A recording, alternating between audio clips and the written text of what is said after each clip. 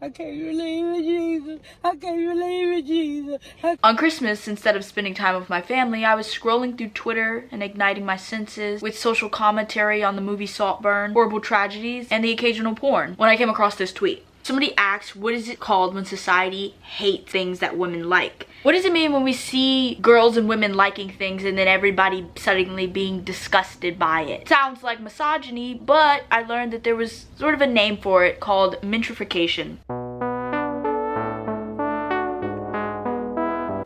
Mentrification was first used in a Tumblr post, like every good God-given thing on this earth. And it is about how things that were made popular by women suddenly gets mentrified, which is kind of like gentrified, when white people take over a neighborhood, when men take over something to mentrify. It's not the greatest name, but hey, I'm sticking with it. It's catchy, fuck it. Obviously, what I'm going to be talking about is a little bit different, but I want to just talk about how when men take something over, it's seen as cool and intellectual, but at first when women had it, it's kind of seemed as a loser thing or whack, and it gains popularity by women and then men take it over. I'm going to be talking about the opposite effect when women like things that men have liked, or it seems that it's dominated by men and now women are taking it over.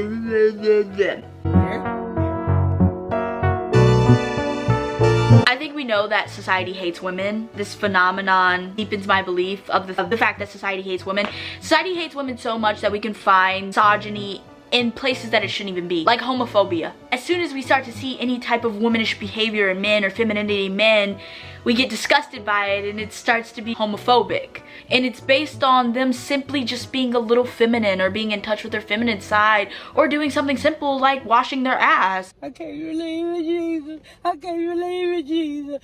Women's biological makeup and a man's biological makeup is different, and that doesn't make one side weak and one side strong. Just because one side is physically stronger doesn't really matter much, because that's just a simple skill. If you're physically strong, that's a simple skill. Women can be physically strong. Men can be physically strong. We can all be strong. It's not really like, oh, we're better because no, anybody could get fucking strong. Eat protein. Maybe do a little bit of steroids. But it's just different skills. Like, that doesn't make one thing bad and one thing good. It's just different. It's different. That's it. It's that simple. But society has made it, you fucking suck. Like, that is equaled up to, the differences in men and women have equaled up into men rule, women suck. We hate women. That's it. That's it all through time. Women haven't had autonomy because they can do things like, I don't know, birth a baby. You can birth a baby out of your body. You have a portal inside of your body that just spits humans out. That's fucking sick. That's not a weakness. That's cool as fuck. It's cool as fuck that some women are softer, or that some women are more caring and are more emotional and have periods. Like, that's just different. It doesn't mean it's bad, or, you know, we should villainize women or women suck. That doesn't mean that, but society has told us because women have these traits, they suck and they don't deserve rights and they don't deserve to vote and they don't deserve to own land or have bank accounts. Women are weak because their autonomy had been taken away by men. So now we have this idea that women are weak, but the only reason that women are weak is because they have their autonomy taken away by men, not the fact that they're actually weak. That's it. Women don't suck. And I hate that I have to say that. Women don't suck. Women don't suck. So at a certain point, we have things that men like are cool. Like, I'll read them off because I wrote them down.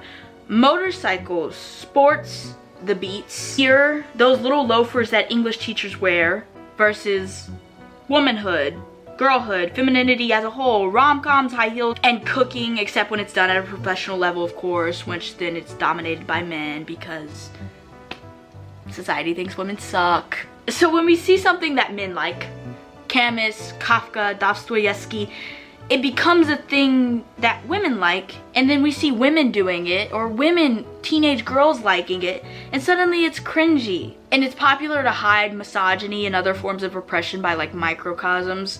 So we say that it's cringy or it's simply out. And I think it's such a complex system of sexism that some people may not even realize they're doing it. Some people may not even realize, oh, this is my hatred from women seeping through. I am someone who doesn't really understand gatekeeping unless we're talking about thrift stores. Because I realize when I get like all gatekeepy and weird, I'm being gross. I'm being a person who cares too much about their ego and like their individuality. I have an individuality complex. I'm being too like, cause who really fucking cares? You know, if I really like something, I want other people to see it at the end of the day. And that's the person that I want to be. And that's the person that I try to be. I don't understand gatekeeping, and I especially don't understand gatekeeping if we want to say that it's, you know, it is gatekeeping what they're trying to do, but it doesn't make much sense because you can't gatekeep Kafka. You can't fucking gatekeep Kafka. You just can't. Metamorphosis, heard of it? Yes, we all have. Shut up. It's not like this esoteric hole in the wall writer. So don't shame young women or for talking about the most popular authors on the app that you spend every living, breathing moment of your fucking life on. Don't shame women for that. If you love the author so much, go pick up one of their pieces, read it, sniff your nose in it, put your nose real good in it, and then start to jerk off. The great thing about social media is that you can simply just block or mute the words or the accounts. You can. It's so easy. But I think in this day and age, we get so titillated and we get so happy and excited when we get to argue on social media. I know, it's fun. I've had a just argument on social media. I'm not the asshole. It feels good. It feels good. It feels amazing. But also at a certain point in your life, you gotta understand this is not you. This is not you, babe.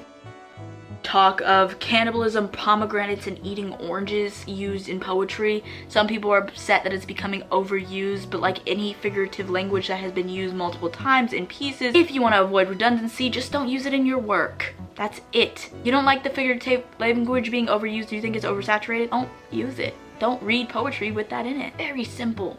Some people forget that. We have a choice, thank God.